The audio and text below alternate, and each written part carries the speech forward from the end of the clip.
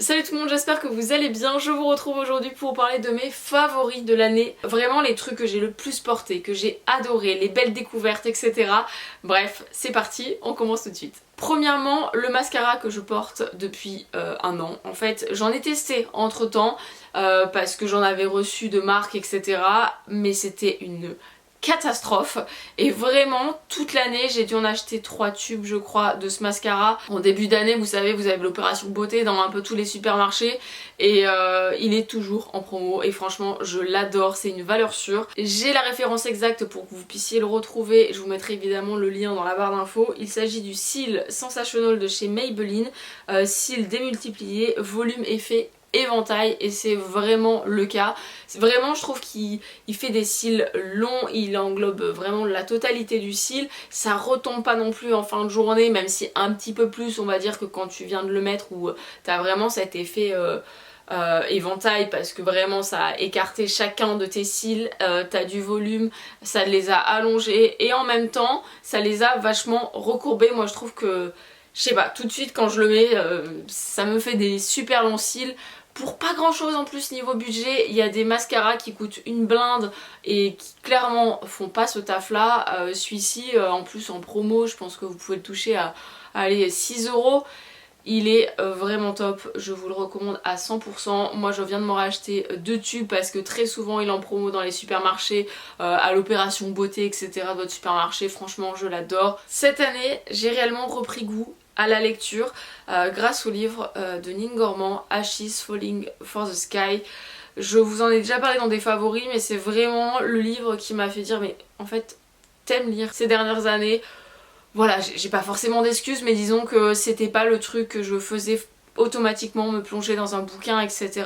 Et j'ai adoré en fait cette sensation de s'évader via un livre, il y a de la lecture etc. etc. Et c'est vraiment grâce à ce livre que je me suis replongée dans les bouquins. Je vous en parle dans mes favoris parce que je trouve qu'on a plus tendance à scroller inutilement sur notre téléphone. Et moi cette année j'ai complètement changé. Alors oui, je suis encore sur les réseaux sociaux, oui je passe du temps sur TikTok, Instagram, YouTube etc. Mais il y a plein de fois où en fait je décroche, notamment je pense quand j'emmène ma fille à la danse, mon fils a ses bouquins, je prends mon roman et je fais ça. Et je vois en fait tous les gens qui attendent avec nous leur enfant, ils sont en train de scroller sur leur téléphone. Je le fais, je jette la pierre à personne, mais en fait, quand on se plonge dans un bouquin et qu'on est dans une aventure, dans une histoire, waouh, c'est hyper prenant en fait. Et je pense qu'avec les réseaux sociaux, etc., on a eu un peu tendance à oublier ça.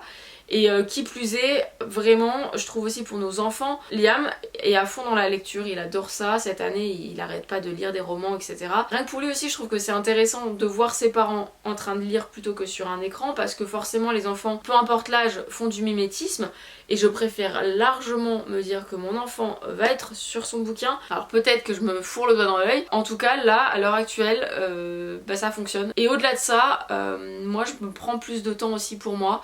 Le soir, j'ouvre un bouquin et je bouquine dans mon lit. Quand on est dans une salle d'attente, on prend nos bouquins. Et qui plus est aussi, pour revenir sur les enfants, je trouve qu'en lisant, ils font aussi beaucoup moins de fautes. Et ça, c'est un peu le gros problème, je trouve, à l'heure actuelle, l'orthographe dans nos écoles. Et du coup, je trouve que c'est un peu essentiel aussi de remettre un petit peu la lecture au goût du jour et d'aider un petit peu nos enfants à se replonger là-dedans. Je vais continuer un petit peu dans cet esprit de lecture, mais il y a de ça quelques mois, au moment en fait du Black Friday, j'ai souscrit à une offre Audible, donc là c'est des livres audio via Amazon. D'ailleurs franchement service après-vente Amazon, enfin Audible en tout cas, incroyable, mais vraiment incroyable parce que quand j'ai souscrit je me suis rendu compte qu'il y avait eu un souci certainement ou quoi que ce soit. Je me souviens plus exactement à ce moment là, je les avais appelés, ils m'ont offert 2 bouquins audio. Suite à ça je me suis aperçue qu'il y avait un souci en fait, je pouvais pas écouter des livres audio gratuits, c'est à dire que vous avez tous les mois une sélection de livres audio gratuites en plus de votre livre que vous avez tous les mois via votre abonnement. À ce moment là ils m'ont dit ah ok, ils m'ont réoffert des livres audio et ils m'ont prolongé en fait ma période d'essai. C'est à dire que j'ai eu en fait 5 mois gratuits plus des livres audio, donc vraiment service après-vente au top, ce qui fait qu'à l'heure actuelle je n'ai toujours rien payé en livre audio, mais que je me suis plongée là-dedans, notamment sur des livres de parentalité, parce que j'ai lu des livres de parentalité, notamment d'Isabelle Fillosa, que j'ai adoré lire. Depuis que j'ai un deuxième enfant, c'est pas forcément des livres dans lesquels j'ai envie de me plonger, j'ai plutôt envie de me plonger dans un bouquin qui va me permettre de m'évader, plutôt que de revenir en fait dans la parentalité, alors que finalement c'est quelque chose que je vis au quotidien, et donc j'ai plutôt envie de m'évader et de partir sur une histoire complètement différente, on va dire. Et du coup je me suis dit pourquoi pas me mettre au livre audio. Notamment j'ai réalisé ça quand j'ai écouté des podcasts. On a fait un long trajet avec les enfants, j'étais toute seule à conduire et je crois que j'ai dû avoir 7 heures de route, quelque chose comme ça, à l'aller, 7 heures au retour, et j'ai commencé à écouter des podcasts. Sauf que les podcasts, il faut trouver quand même le podcast qui t'intéresse, et je trouve que c'est pas forcément simple, surtout si tu n'as pas l'habitude d'écouter des podcasts, de trouver le podcast qui te convienne, etc. Et je me suis dit les bouquins ce serait peut-être l'occasion, notamment pour les trajets, notamment quand je fais la cuisine par exemple, enfin bref, pour plein de situations différentes dans mon quotidien, je me suis dit en fait les livres audio ça pourrait être cool. Quoi qu'il en soit, j'ai écouté du coup comme premier livre audio un livre d'Isabelle Fillosa qui s'appelle, que je dis pas de bêtises, Il n'y a pas de parents parfaits, et je l'ai trouvé incroyable. Moi j'avais lu tous les ouvrages concernant les tranches d'âge des enfants, etc. sauf la partie adolescente parce que j'y suis pas encore, mais je l'ai adoré. En plus en écoute, je l'ai trouvé hyper intéressant. Je vous le mettrai évidemment dans la barre d'infos, que ce soit en audio voire en livre à acheter. Je vous lis le résumé. Une enquête au cœur des passions contradictoires qui nous animent en tant que parents. Nous aimerions ne trouver en nous, pour nos enfants, qu'amour et tendresse, mais tout n'est pas si simple. Nous nous surprenons parfois à agir d'après des modèles issus de notre propre enfance, alors qu'on s'était promis de faire le contraire. Pourquoi tant de passion dans l'éducation? Parce qu'au-delà des théories, il y a notre conscient, nos blessures, notre histoire. Et je l'ai trouvé hyper prenant comme bouquin. J'ai été émue. Il y a en fait toute une partie que je n'ai pas encore terminée dans le livre audio, puisqu'en fait elle vous dit de prendre un carnet et en gros de faire un travail sur vous-même, etc. Donc j'ai laissé le livre en pause. J'ai juste à prendre un petit moment là pour commencer à répondre à toutes les questions, parce qu'à la fin vraiment elle vous fait répondre à des questions, et ça va être vraiment une sorte de thérapie en fait, j'ai l'impression, et je l'ai trouvé extraordinaire à mettre dans les mains de tous les parents, mais vraiment, que vous vous sentiez au top dans votre parentalité ou au contraire que vous vous sentiez complètement dépassé, dans tous les cas c'est vraiment un livre à lire ou à écouter. Je vous le recommande à 300%, et à partir de là j'ai commencé un autre livre audio et ouais je suis trop contente, franchement je suis hyper contente. Audible, je vous le recommande aussi si vous n'avez pas forcément le temps, on va dire, de vous plonger dans un livre. Si vous n'avez pas l'envie non plus de vous plonger dans un livre, testez les livres audio. Ça peut aussi vous nourrir d'une certaine façon, ou alors tout simplement d'avoir quelque chose dans les oreilles quand on est en train de marcher, quand on est en train de faire la cuisine ou quoi, donc voilà.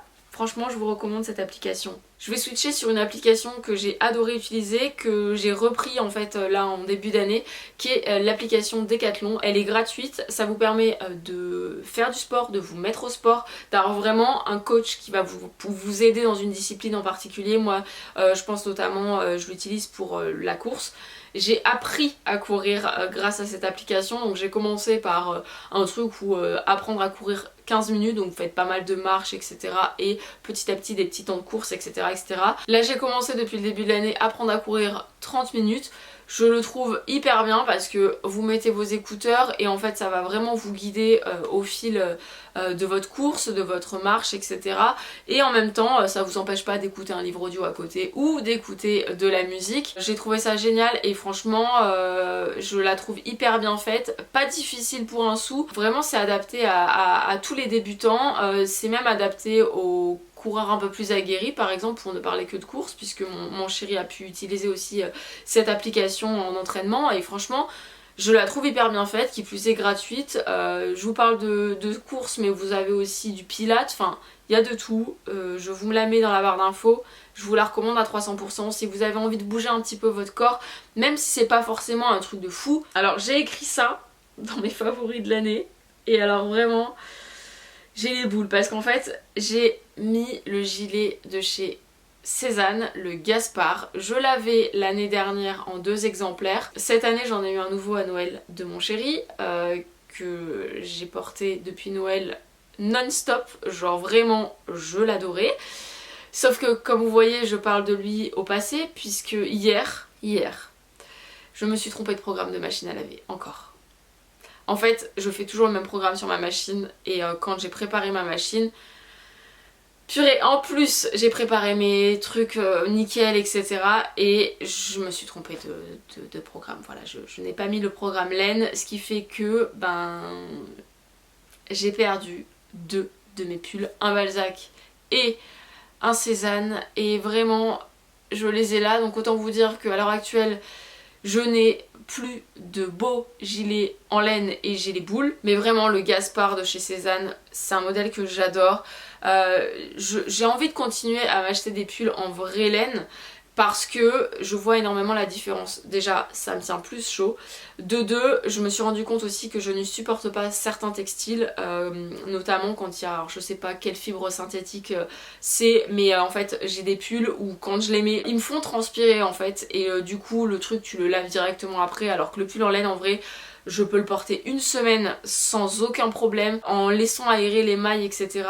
Jamais tu vas transpirer dedans, même si ça te tient chaud en fait. C'est pour ça que je me suis tournée vers les laines, mais maintenant voilà j'ai compris la leçon, plus jamais je les laverai en machine. Un sac que j'adore, que j'ai porté au printemps, automne, hiver, vraiment je l'adore, c'est un sac de chez Balzac. À chaque fois que je le porte on me demande la référence de ce sac.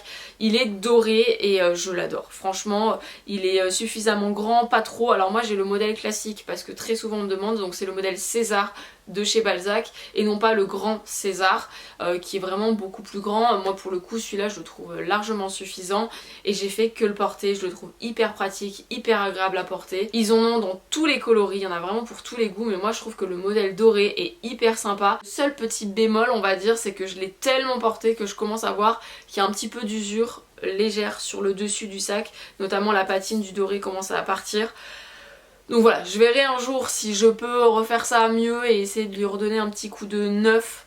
Bon pour l'instant il est quand même encore nickel, mais disons que voilà, je vois que ça commence à s'user. En même temps, je vous dis, je l'ai porté, reporté, re-reporté. Autre sac que j'ai adoré porter, mais là c'est un petit peu plus récent puisque je l'ai depuis cet automne, c'est le sac de chez Uniqlo, vraiment le sac un peu banane, à porter en bandoulière ou en crossbody. Moi j'adore le porter croisé, je trouve que il est trop pratique en fait. Déjà, pour un petit sac comme ça on se rend pas compte mais on met énormément de choses. Quand je vais me balader avec les enfants je préfère opter pour ce sac là justement parce que il est moins précieux on va dire qu'un sac Balzac, et je trouve que c'est voilà, par exemple pour une balade en forêt t'as les mains libres, tu peux faire 2-3 trucs et en même temps t'as tout ce qu'il te faut dans ton petit sac. Franchement j'ai besoin d'avoir les mains libres, que ce soit pour donner la main à mes enfants ou que ce soit pour tenir le guidon de mon vélo tout simplement.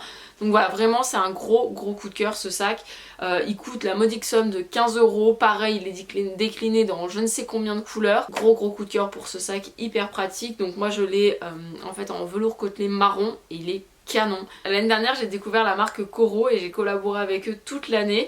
D'ailleurs cette partie de vidéo est en collaboration avec la marque. On a réellement fait des découvertes gustatives, je pense notamment à du pesto à la sauge, très clairement. La sauge dans les pâtes j'avais jamais goûté, mais là c'est notre objectif de ce printemps.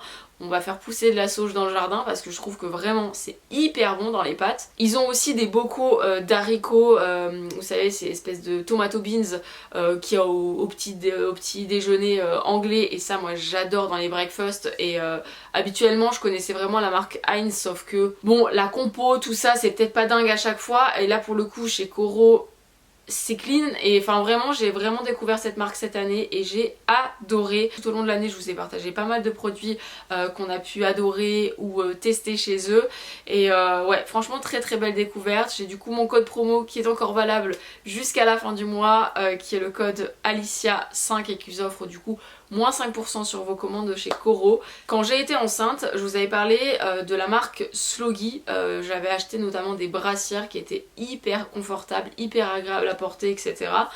mais qui était quand même assez large au niveau des bretelles. J'avais vraiment opté pour ça pour le confort quand j'étais enceinte, mais c'est vrai que une fois que je n'allaitais plus forcément mes enfants, etc., j'avais envie d'avoir quand même des brassières qui étaient confortable. Depuis que j'allaitais mes enfants, j'ai complètement laissé tomber tout ce qui est soutien-gorge et tout ça, parce que déjà d'une, ma poitrine a complètement changé, j'ai perdu énormément en bonnet et tout ça, et donc j'avais plus forcément aussi ce gros besoin de maintien. J'ai découvert une brassière de chez Sloggy qui a des bretelles beaucoup plus fines, qui est hyper confortable. C'est une brassière qui est entièrement sans couture et vraiment d'un confort mais ultime. À l'arrière vous avez quand même la possibilité d'ajuster la brassière un petit peu comme un soutien-gorge, pareil au niveau des bretelles. Tout le reste c'est vraiment un tissu qui est hyper extensible, très agréable. Et si vous cherchez, puisque ça a été mon cas pendant quelques temps, une brassière confortable mais qui est quand même assez fine, je vous conseille ce modèle là, je vous le mettrai dans la barre d'infos, il est incroyable. Quelque chose que j'ai acheté, alors c'était pas l'année dernière je crois, c'était l'année d'avant, mais que je n'ai fait qu'utiliser